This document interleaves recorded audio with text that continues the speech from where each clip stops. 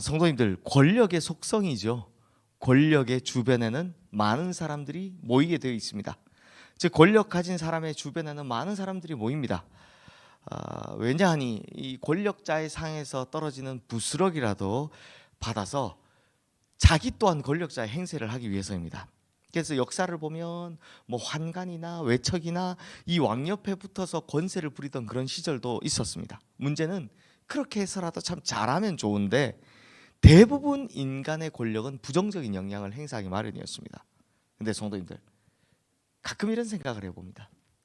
우리가 가장 막강한 권세를 가지신 하나님 측근이 된다면 이거 어떤 일이 날까? 하나님의 권세를 우리가 좀 누리게 되면 어떤 일이 날까? 이런 생각을 해봅니다. 인간의 권력자 옆에 붙지 말고 가장 힘센 분이 하나님이니까 하나님 옆에 붙으면 어떨까 하는 생각을 해보는 겁니다. 오늘 우리가 보는 이 시편 145편의 저자인 다윗은 평생토록 하나님 측근으로 하나님 주변에 맴돌았던 사람입니다. 다윗은요, 하나님의 마음에 합한 사람이었고 또 하나님께서는 그런 다윗을 굉장히 귀하게 보셨습니다. 그래서 다윗의 시편을 보면 다윗이 진짜 하나님 측근입니다. 그렇잖아요.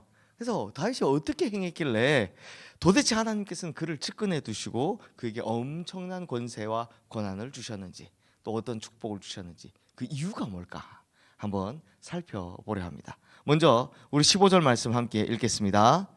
모든 사람의 눈이 주를 앙망하오니 주는 때를 따라 그들에게 먹을 것을 주시며. 자, 여기서 모든 사람이란 말은 하나님의 사랑을 받고 하나님을 사랑하는 사람을 의미합니다. 그런 의미에서 다윗은요, 당연히 하나님을 사랑하는 사람이었습니다. 하나님을 앙망하는 사람이었습니다. 근데 성도님들, 모든 사람의 눈이 주를 앙망하오니,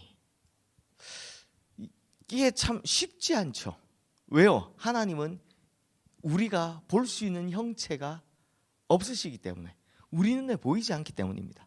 아니, 하나님을 바라보라, 하나님을 바라보라, 앙망하라, 앙망하라, 앙망하고 싶은데 보여야 앙망을 하지, 이런 생각을 할 때가 있습니다. 그럼 어떻게 하나님을 앙망하고 바라볼 수 있을까요? 이건 육체의 눈이 아니라 중심으로 하는 겁니다. 예를 들면 우리 믿음의 선조들을 보면 그랬습니다. 하나님께서 창조하신 피조 세계를 보면 하나님의 솜씨가 보이기 시작하는 겁니다. 그리고 그 안에서 하나님을 바라보는 거죠. 그래서 이 사도 바울과 칼빈의 이야기처럼 모든 자연 만물에 하나님의 손길이 새겨져 있다라는 거죠. 왜요? 그분들은 피조 세계와 이 자연 만물을 바라보면서 하나님의 말씀을 읽어내고 하나님의 손길을 느끼고 하나님을 찬양할 수 있었던 겁니다. 이런 것이 바로 하나님을 앙망하는 겁니다. 다시 말하면 우리의 중심, 즉 우리의 관심, 우리의 마음, 우리의 생각이 항상 누구를 향해 있어야 한다? 하나님을 향해 있어야 한다. 즉 우리 관심이 하나님한테 있어야 한다는 겁니다.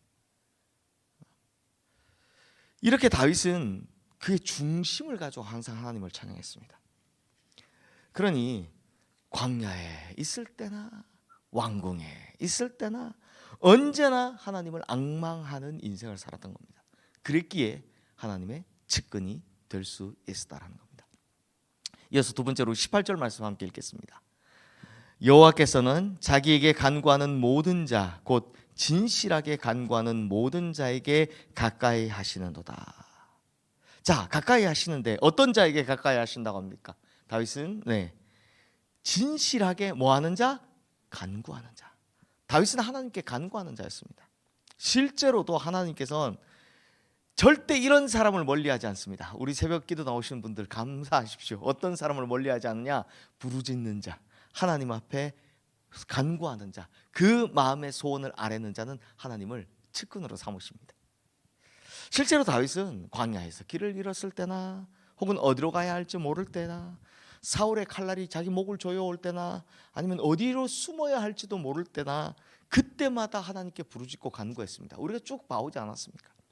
그리고 그 노래들이 시가 되고 그 시가 시편이 되어서 오늘 우리에게 이렇게 은혜를 주고 있는 겁니다. 그러기에 하나님께서는 당신을 찾고 찾으시는 다윗을 절대 멀리하지 않으셨습니다.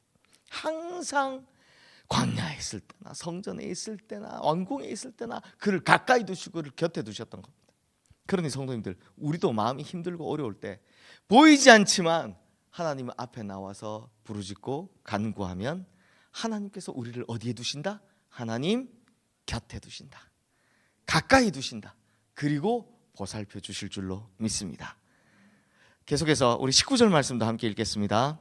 그는 자기를 경외하는 자들의 소원을 이루시며 또 그들의 부르짖음을 들으사 구원하시리로다.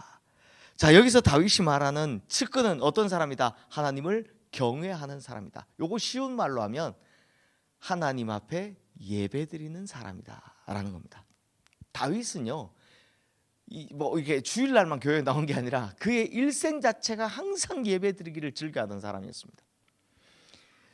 왕이 되어서 다윗성에 들어간 이후에는요, 이 다윗이 뭘 느낍니까? 하나님의 괴가 성 안에 없다라는 것을 알고 그 언약궤를 가져오려고 전력을 다하는 모습을 보여줍니다.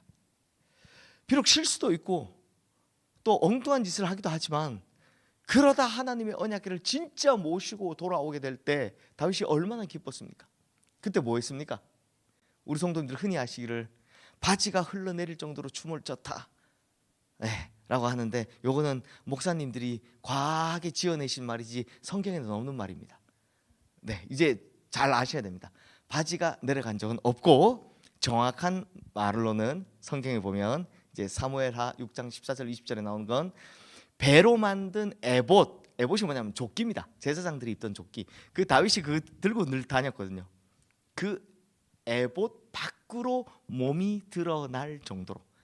그러니까 아마 이렇게 막 조끼니까 춤을 과하게 춰가지고 이렇게 뭐 좀 몸이 좀 이렇게 단추가 풀렸던지 했던 것 같습니다. 그만큼 중요한 건 이제 그 뭐 아유 바지가 내리는 거 잘못 알았네.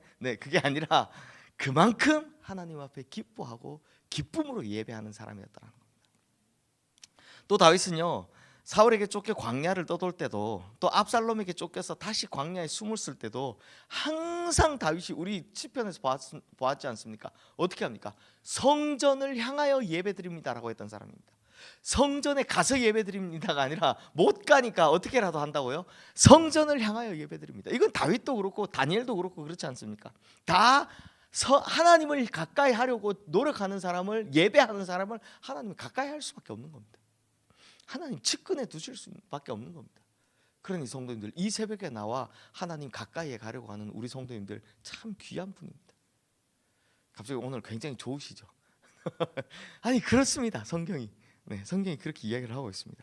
그러므로 성도님들, 방금 읽으신 19절 말씀처럼 우리 역시 언제든 어디서든 어떤 상황에서든 간에 하나님 앞에 무릎 꿇고 예배드리면 하나님은 우리를 가까이 하시고, 다음 두 번째는 뭡니까? 우리의 부르짖음을 들어주시는 분이시다, 응답해 주시는 분이시다라는 겁니다. 마지막으로 19절 말씀 우리 함께 마지막으로 20절 말씀, 죄송합니다. 20절 말씀 함께 읽겠습니다. 여호와께서 자기를 사랑하는 자들은 다 보호하시고 악인들은 다 멸하시리로다. 자, 성도님들, 사랑하는 자라고 하는데 사실 사랑은 하나님이 먼저 시작하셨습니까? 우리가 먼저 시작했습니까? 다 잘 아시는 것처럼 하나님이 우리를 먼저 사랑하심으로 이 사랑은 시작되었습니다. 우리가 하나님한테 사랑해달라 요청한 적이 없었습니다.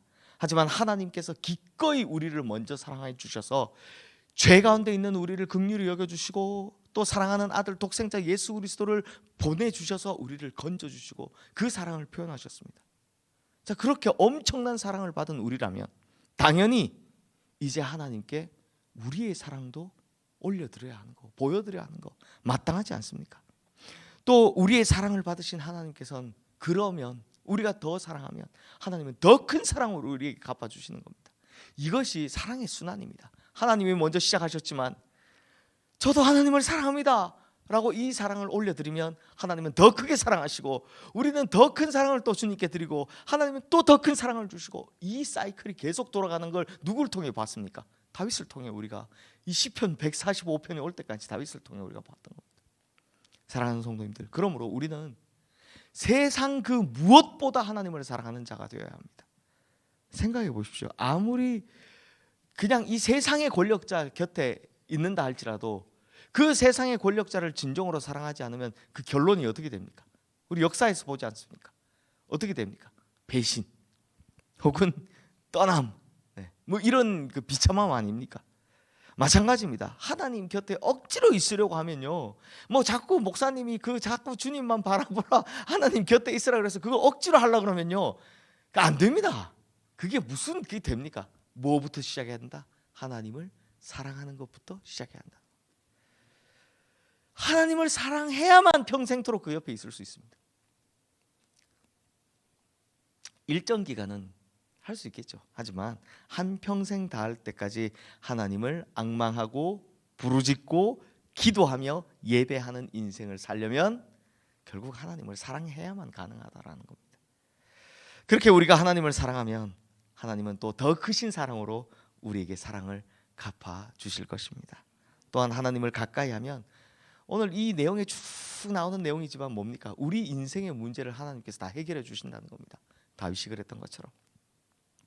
왜요? 하나님의 측근이 누릴 수 있는 권세. 이 측근이라니까 좀 그런데, 표현이 좀 그런데, 하나님의 측근이 누릴 수 있는 권세가 가히 상상하지도 못할 만큼 크고 위대하고 대단하기 때문입니다. 그러니 우리 성도님들, 이왕에 예수 믿고 이왕에 하나님 믿는데, 이왕 믿는다면 하나님 측근이 되셔서 그 권세를 마음껏 받아 누리시는 이 다윗 같은 성도님들 되시기를 주님의 이름으로 축원합니다. 이 시간 오늘 주신 말씀 기억하며 우리 함께 기도하겠습니다.